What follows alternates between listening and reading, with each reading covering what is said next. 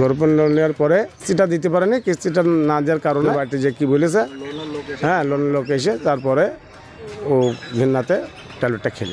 বেসরকারি সংস্থা থেকে ঋণ নিয়ে শোধ করতে না পারায় কীটনাশক খেয়ে আত্মঘাতী হলেন এক গৃহবধূ। বুধবার রাতের এই ঘটনায় পরিবারের পক্ষ থেকে এমনই দাবি করা হচ্ছে। পুলিশ জানিয়েছে মিতার নাম ডলি বিবি, তার বয়স 49। তার বাড়ি মুর্শিদাবাদ জেলার ভরতপুর থানার সুরপাড়া এলাকায়। যদিও ঘটনায় পুলিশ একটি অস্বাভাবিক মৃত্যুর মামলা রুজু করে দেহ ময়নাতদন্তের জন্য পাঠিয়েছে।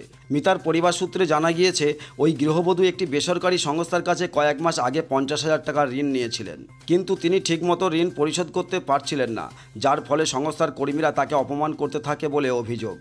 এরপর বুধবার বিকেলে ফের ওই সংস্থার এক কর্মী গৃহবধূর কাছে এসে ঋণ পরিশোধের জন্য দাবি করেন।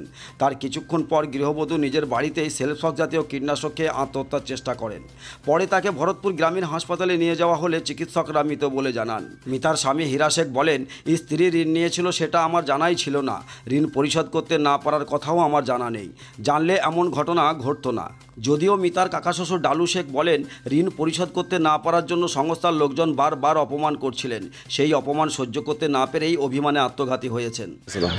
গরুপণ লোন নেওয়ার পরে এখন ওদের গ্রুপের টাকা চাইতে যাই, টাকাটা বলেছিল একটু পরে দেবো, এখন বৃষ্টি হচ্ছে একটু পরে আমরা ফোনপে মেরে দেবো। তারপরে কী জানি ওইখানে ম্যানেজার কি বলেছে, ওদের যার গ্রুপ নিতে এসে তারা হয়তো কোনো কথা খারাপ বলেছে, ও ঘিনে যে দোকান থেকে ট্যাবলেট কিনে খেলেছে। ওটা ওই চালে দেওয়ার ট্যাবলেট, চালে দেওয়ার।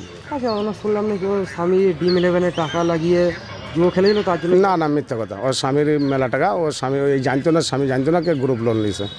হ্যাঁ, ওর স্বামীর ওইসব কিছুই জানে না, কিন্তু ভদ্রমহিলা টাকাটা লিজে নিয়েছিল গ্রুপ থেকে, যে টাকাটা দেয়।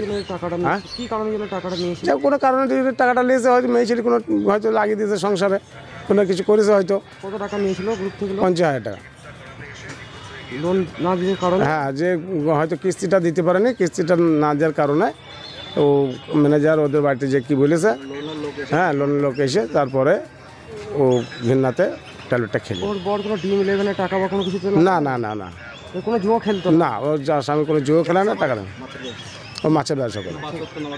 কী নাম যিনি মারা গিয়েছে? ও মারা গেছে ডলি বিবি, বয়স কত? আনুমানিক 48। বাড়ি কোথায়? ভরতপুর। ওর স্বামীর নাম কি? না হীরা শেখ, মাছের ব্যবসা করেন? মাছের ব্যবসা করে।